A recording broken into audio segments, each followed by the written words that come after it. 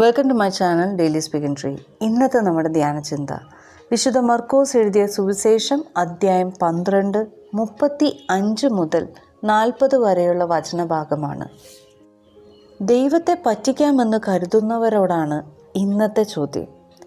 നിങ്ങളുടെ നീളൻ കുപ്പായങ്ങൾക്കും ഉറക്കെയുള്ള പ്രാർത്ഥനകൾക്കും പിന്നിൽ ഒരു കപടമുഖമുണ്ടെങ്കിൽ ഈ നോമ്പുകാലം നിങ്ങൾക്ക് പുണ്യപ്രവൃത്തിയല്ല, വെറുമൊരു വേഷപകർച്ച മാത്രമാണ്.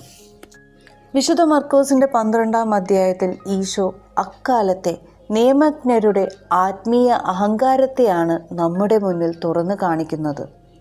അവർക്ക് വേണ്ടത് ചന്തസ്ഥലത്തെ വണക്കങ്ങളും പള്ളികളിലെ മുൻനിരയുമായിരുന്നു.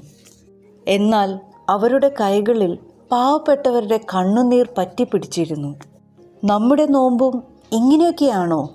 പള്ളിയുടെ മുൻനിരയിലിരുന്ന് പ്രാർത്ഥിക്കുമ്പോഴും അയൽക്കാരൻ്റെ വീഴ്ചയിൽ ആനന്ദിക്കുന്നവരാണോ നമ്മൾ? വ്രതമെടുത്ത് നോമ്പ് നോൽക്കുമ്പോഴും വാശിയും പകയും ഉള്ളിൽ അമർത്തിപ്പിടിച്ച് മറ്റൊരാളെ തകർക്കാൻ കാത്തിരിക്കുന്നവരാണോ നമ്മൾ?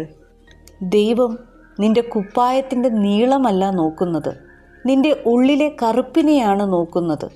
നീ ചതിക്കുന്ന ഓരോ മനുഷ്യൻ്റെയും ഉള്ളിൽ നിന്നുയരുന്ന തേങ്ങൽ നിന്റെ പ്രാർത്ഥനയേക്കാൾ ഉച്ചത്തിൽ സ്വർഗത്തിൽ മുഴങ്ങുന്നുണ്ടെന്ന് ഓർക്കുക.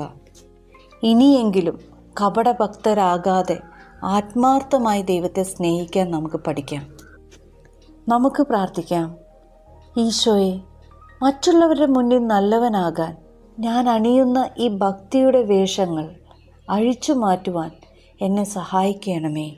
എൻ്റെ കപടതകളെ നീ ക്ഷമിക്കണമേ. നിൻ്റെ സത്യത്തിലേക്ക് എന്നെ നയിക്കണമേ. ആമേൻ.